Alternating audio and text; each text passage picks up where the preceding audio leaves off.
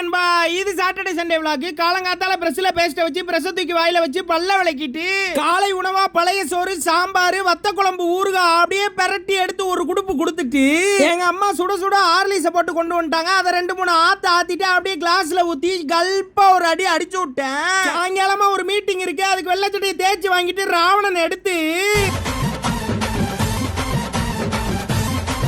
வீட்டுக்கு வந்தவனே மதிய உணவா உளுந்தஞ்சோறும் கருவாட்டு குழம்பு வச்சிருந்தாங்க. ரெண்டையும் அப்படியே பெரட்டி கையில எடுத்து அப்படியே கருவாட்டு மணக்க எடுத்து ஒரு வாய் சாப்பிட்டேன் பாருங்க.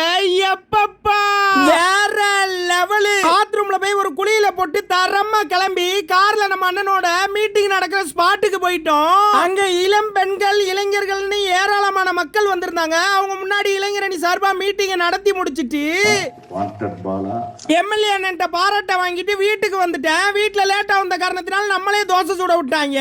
ஒரு கிலோ 2 சாதா தோசை தரமா ஒரு முட்டை தோசையை போட்டு அப்படியே தட்டுல வச்சிட்டு இன்னொரு முட்டையை எடுத்து பொத்துனாப்ல தோசை கல்ல ஆஃப் ஆயில போட்டு பெப்பர் தூக்கலா தூவி விட்டு இரவு உணவா 2 சாதா தோசை ஒரு முட்டை தோசை கருவாட்டு குழம்பு ஆஃப் ஆயில் காம்பினேஷனோட தோசையை பிச்சு அந்த கருவாட்டு குழம்புல டிப் பண்ணி அப்படியே எடுத்து வச்சோம் பாருங்க. தரமா இருந்தது. அப்படியே ஆஃப் ஆயிலையும் தூக்கி அமிக்கிட்டு படுத்து தூங்கிட்டேன்.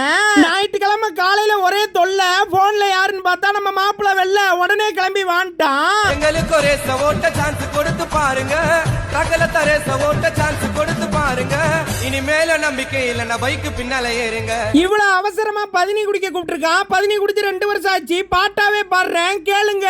பனங்காடு போகையில அந்த பனையில உம்மோகந்தான், வெளியே நான் போகையில அந்த பனை ஓலையில் உம்மோகந்தான், வெயிலுக்கும் ஒரு செம்பு பதினீரை அதை குடிச்சாலே வேற லெவல் தான், இந்த பதினி டேஸ்ட்டை மறக்க முடியல, நானும் வயிறு நிறைஞ்சி சிரிக்கையில் அப்படியே வீட்டுல வந்து படுத்துட்டேன். வாழ்க்கையே